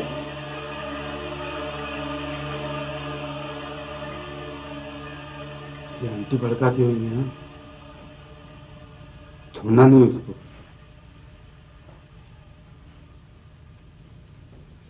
नहीं छोड़ूंगा, उसको भी दिखा डालूंगा।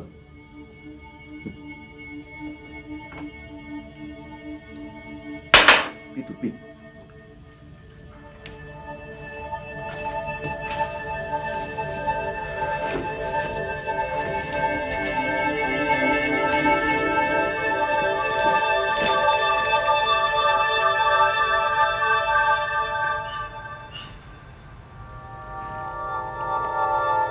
पट्टी खोलू,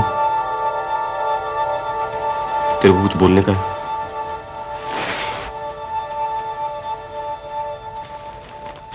बोल, बोलना।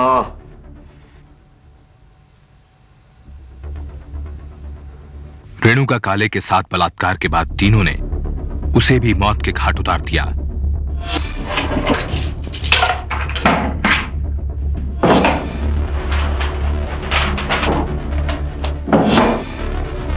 सुबह तक नवीन, जिमी और अशोक ने पूरा घर साफ कर दिया। कैश, जेवर, कपड़े, कीमती सामान, सब कुछ। उन्होंने भागने के लिए उन्हीं की कार इस्तेमाल करने की योजना बनाई, जिनकी लाशें वो छोड़े जा रहे थे।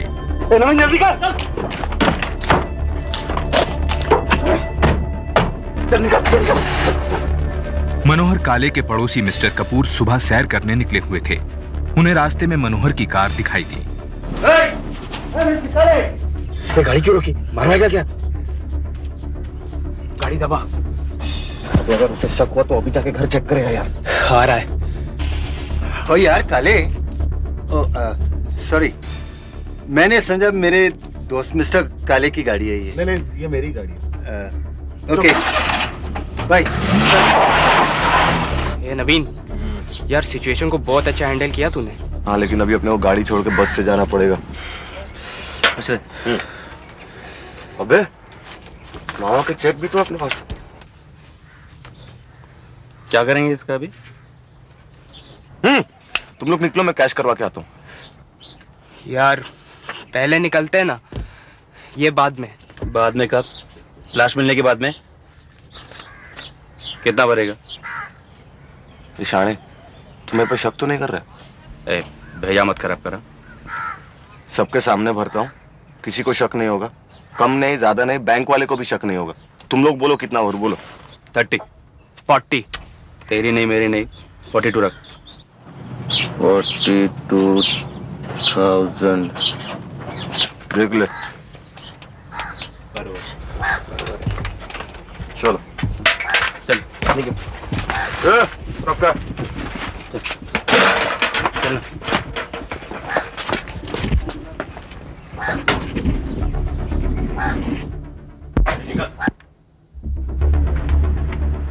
42,000 आपका है?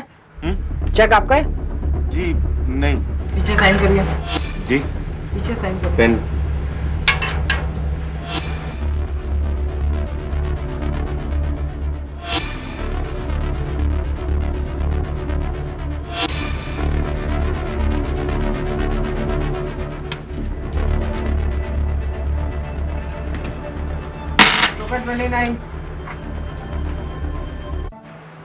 Sir 1 minute. 42,000 रुपए की रकम होने के कारण मैनेजर ने बैंक में मनोहर काले के साइन से चेक के साइन को मैच किया। शायद मनोहर काले ने यही चाहा होगा। Mister Yadav, mister Ajay Yadav, token number 29। Please 1 minute. देखिए मिस्टर यादव, 42,000 का अमाउंट है। अकाउंट मिस्टर काले का है, लेकिन सिग्नेचर टैली नहीं कर रहे हैं। ये कैसे हो सकता है? चेक तो अंकल ने खुद साइन किया था। देखिए, बुरा मत मानिए, वो हमारे पुराने कस्टमर हैं। मैं उन्हें अभी टेलीफोन करता हूँ। नहीं नहीं नहीं, इसकी कोई जरूरत नहीं है। वो इस वक्त साइट पे गए हैं, कंस्ट्रक्शन का पेमेंट करना है। मैं खुद करता हूँ ना, वो आ जाएंगे। देखिए, rule is rule. I am sorry. अरे बट हाउ कैन, नहीं देखिए। मामा की चाल से मात खाकर नवीन को नासिक से तुरंत निकलना ही ठीक लगा। बस स्टैंड के पास कार छोड़कर नवीन मुंबई चल दिया। इस बीच दक्कन बैंक के मैनेजर गुप्ते ने तुरंत ही मनोहर काले के दफ्तर फोन कर उनकी सेक्रेटरी को चेक की इस गड़बड़ी की जानकारी दे दी। 9 अगस्त की शाम तक किसी को 7 अगस्त की रात को घटे कांड की खबर नहीं मिली। महेश गांधी अपने दोस्त राजीव को लगातार फोन करता रहा। घर के दरवाजे पर अखबार और दूध रोजाना आते रहे। चौकीदार ने घंटी बजाकर एक बार चेक किया, लेकिन जब कोई जवाब नहीं मिला और कार भी नहीं दिखी तो उसे लगा कि काले परिवार शायद कहीं बाहर गया हो। इस बीच रोहिणी इस बात से परेशान थी कि घर, दफ्तर ही नहीं अस्पताल में भी किसी के बारे में कोई खबर नहीं थी जहां उसकी दादी भर्ती थी। आखिर 9 अगस्त को वो नासिक पहुंची।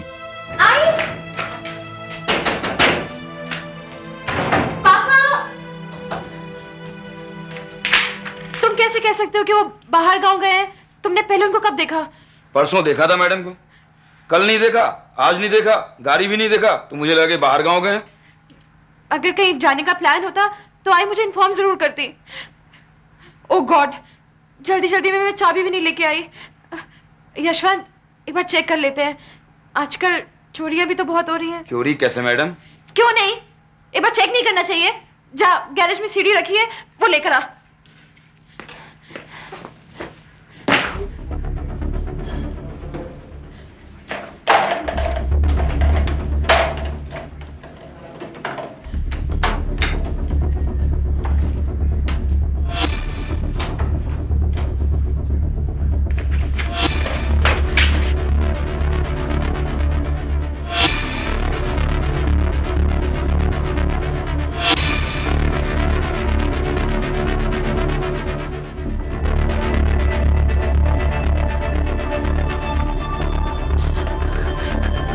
My God!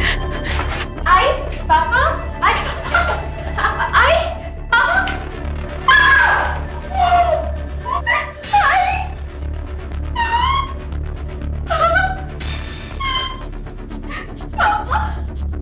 इस संगीन कांड की सुर्खियों ने नासिक शहर को हिला दिया। पुलिस तेजी से हरकत में आई और इस केस के इंचार्ज इंस्पेक्टर देशमुख ने गुनाहगारों को पकड़ने के लिए पूछताछ शुरू की। उनका एक अहम गवाह राजीव का दोस्त महेश गांधी था। उस रात में राजीव को पढ़ाई मतलब नोट्स देने गया था। वहां तीनों आए थे। राजीव ने बताया कि उनमें से एक उसका कजन है। लेकिन मुझे लगा कि वो मिस्टर काले की एस्टीम कार है। मैंने कार को रोका, लेकिन उन्हें देखा तो लगा शायद गलती हुई है। मैंने उन्हें सॉरी कहा और वो चले गए। अगर आपको ये तीनों व्यक्ति नजर आए तो क्या आप उन्हें पहचान लेंगे? सर्टनली, खास करके वो जिससे मेरी बात हुई थी। देखिए, हमें जिन 3 आदमियों पर शक है उनमें से एक का हुलिया कुछ ऐसा है। क्या आप इसे पहचान सकती हैं? नवीन भाऊ, इंस्पेक्टर साहब, लेकिन ये तो मेरी सगी आत्या के बेटे हैं। लेकिन वो कहाँ रहती हैं आपकी आत्या और ये नवीन सावंत?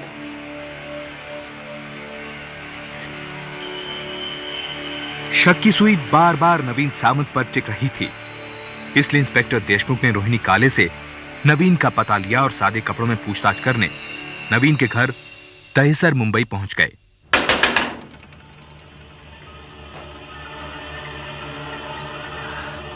नमस्ते आंटी। नमस्ते। मैं नवीन का दोस्त हूँ आंटी। एक बहुत जरूरी काम था उससे, इसलिए आपको इतनी रात को डिस्टर्ब किया। नवीन घर पे है क्या? हाँ, वो छत पर अपने दोस्तों के साथ होगा। छत पर पक्का? हाँ। Thank you aunty, thank you very much.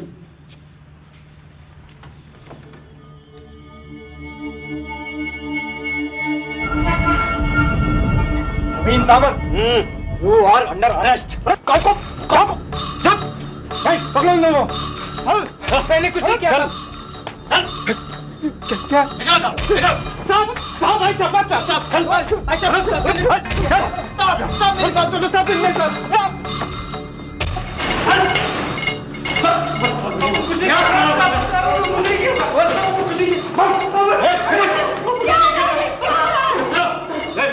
जाओ तलाशी लो अंदर। मैं बताता हूँ, तलाशी हो रही तलाशी। मैं इंस्पेक्टर देशमुख नासिक से आया हूँ। हमें शक है कि आपके भाई मनोहर काले उसके परिवार की हत्या आपके बेटे नवीन सावंत उसके दोस्तों ने मिलकर की है। आप पता है मुझे क्या बोल रहा हूँ मैं? पता है? साहब, ये मिला। साहब, ये नहीं मिला, ये क्या मिला? ठीक है, हमारे साथ चलो, जल्दी चलो साहब, चलो।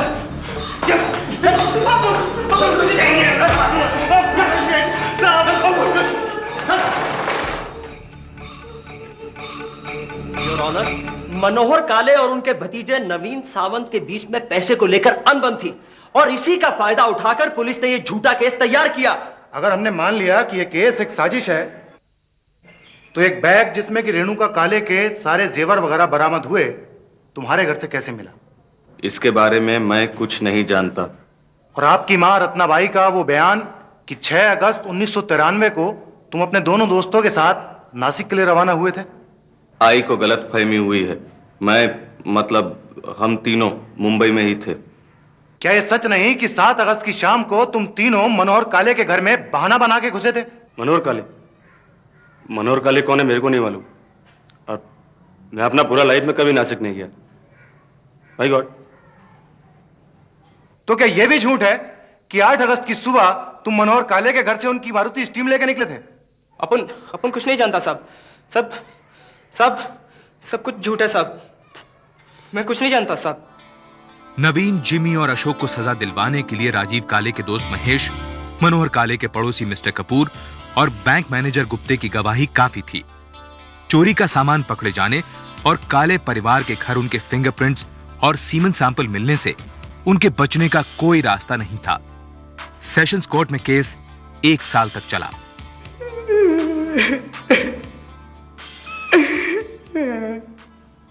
अरे अपन क्या किया था अपन? कितनी बार पूछा, कोई प्रूफ गिफ्ट तो नहीं छोड़े रहे अपन? सब कुछ चेक कर ले, पर नहीं मानी ना मेरी बात। अपन तो गधा ना गधा अपन। जो होना है सोएगा। बेटा खराब हो गया था अपन का। रोना बंद कर।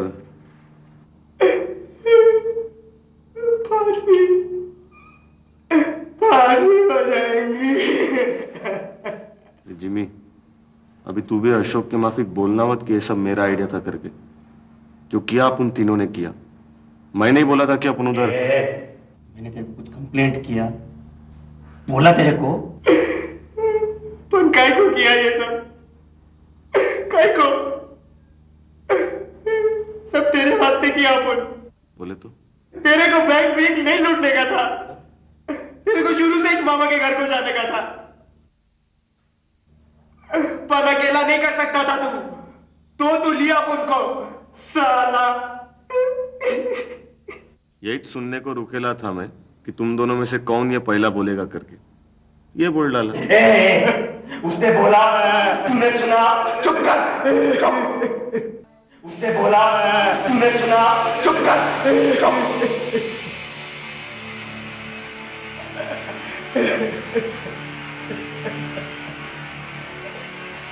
नवीन सावंत, जिमी डिसूजा, अशोक पाटिल, तुम तीनों को मनोहर काले, रेणुका काले और राजीव काले की हत्या के जुर्म में इंडियन पीनल कोड की धारा 302 के तहत अदालत फांसी की सजा देती है। इंडियन पीनल कोड की धारा 376 के तहत रेणुका काले पर हमला और बलात्कार करने के जुर्म के लिए अदालत तुम तीनों को 10 साल की सजा।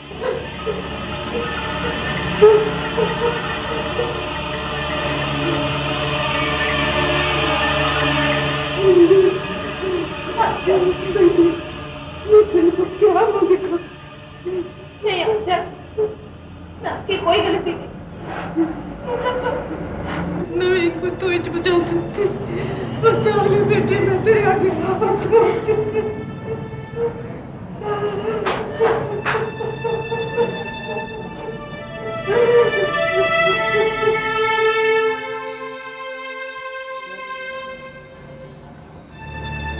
सेशंस कोर्ट के फैसले को मुंबई हाई कोर्ट ने बरकरार रखा, लेकिन सुप्रीम कोर्ट ने एक अपील पर नवीन, जिमी और अशोक की फांसी आजीवन कारावास में कहते हुए तब्दील कर दी कि उन पर परिवार की जिम्मेदारी है और ये उनका पहला जुर्म है, इसलिए उनके सुधरने की गुंजाइश है।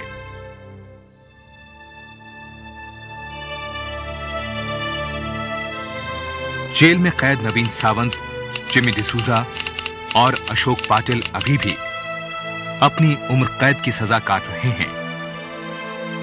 होम वीडियो में कैद काले परिवार के सुनहरे पल ही रोहिणी की यादों का वो खजाना है जो याद दिलाता है कि उसका भी एक हंसता खेलता परिवार था।